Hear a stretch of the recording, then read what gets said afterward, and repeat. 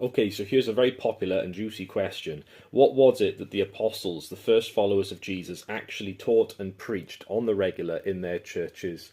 Those first followers of Jesus. And has it been changed? Has it been corrupted and altered over the centuries? Who knows? Well, a man who does know is called Irenaeus. Irenaeus was a bishop who was in the 2nd century, in the 100s. The man who taught him was a man called Polycarp, and the man who taught Polycarp was John the Apostle, right? So here's Irenaeus, who is just one step away from knowing those apostles who were the first followers of Jesus. And he wrote a book called The Demonstration of the Apostolic Preaching. So he is putting down in a system for us exactly what the apostles taught. But we didn't have a copy, and so nobody knew. We could only scratch our heads and wonder. And then in December 1904, an archimandrite called Carapet, who is like a bishop, basically, a sort of abbot sort of character, he was in Armenia and he found a copy in an old library of Irenaeus's work on the apostolic preaching. So everyone was just losing their rag, going mad, like couldn't wait to get their teeth into this. And when you open it on page 1, it says, here's a summary of the truth.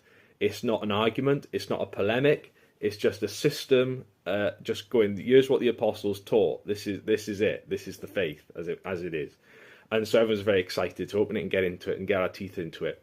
Finally, we get to know with purity what the message was, before there were changes, before there were corruptions and whatever. And you get in, you're really disappointed because you find out it's basically exactly the same. It's wonderful to read. He says, God is Father, Son, and Holy Spirit.